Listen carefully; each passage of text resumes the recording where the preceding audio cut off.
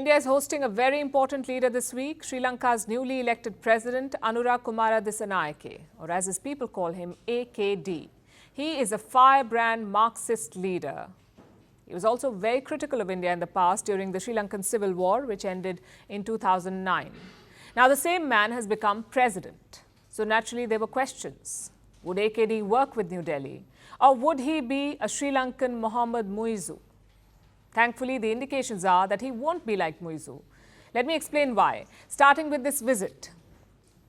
He picked India for his first foreign trip, not China, not Southeast Asia, but India. Now, normally this wouldn't be news. South Asian leaders are expected to visit India first. That has been the tradition. But nowadays, it's also changing. From the Maldives, President Muizu visited Turkey first.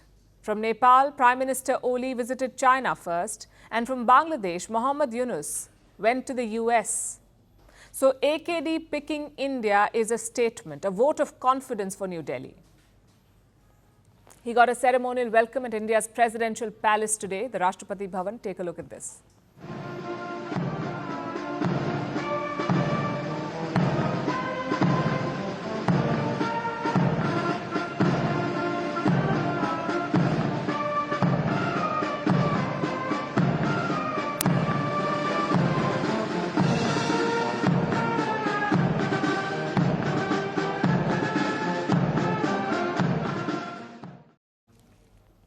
Red carpet done, it was time for business. AKD had multiple meetings in New Delhi with Foreign Minister S. Jaishankar, with Finance Minister Nirmala Sitharaman and with National Security Advisor Ajit Doval. Earlier today, he also met Prime Minister Narendra Modi. A number of issues were on the agenda, like Sri Lanka's debt restructuring, maritime and defence cooperation, Tamil rights in Sri Lanka, illegal fishing and bilateral exchanges. Prime Minister Modi reiterated India's neighbourhood first policy. In response, AKD made him a promise. He said Sri Lankan soil would never be used against India's interests. Listen in. आज की इस यात्रा से हमारे संबंधों में नई गति और ऊर्जा का सृजन हो रहा है। निर्णय लिया है कि फिजिकल, डिजिटल और एनर्जी कनेक्टिविटी हमारी भागीदारी के अहम स्तंभ होंगे। मैंने राष्ट्रपति दिसानायक को आश्वासन दिया है कि श्रीलंका के विकास के लिए अनेक प्रयासों में, उनके प्रयासों में भारत एक भरोसेमंद और विश्वसनीय पार्टनर बना रहेगा। And I have always also given an assurance to the Prime Minister of India that we will not allow our land to be used in any way in a manner that is detrimental to the interest of India. Now that promise is very important because China has been increasing its influence in Sri Lanka, even sending spy ships to Lankan ports. India has opposed such deployments, but Colombo has been powerless to stop them. Let's see if AKD is any different, if he can stop the so-called research/spy missions. Now, beyond security, some major announcements were also made. India will train 1,500 Sri Lankan civil servants under over 5 years. The hope is to expand such programs, perhaps even to defense and legal domains. Modi and AKD also agreed to move Sri Lanka away from debt-driven development. Instead, the focus will be on investments. Both leaders also agreed to restart a ferry service from Rameshwaram. One ferry is already up and running. Another one has just been announced.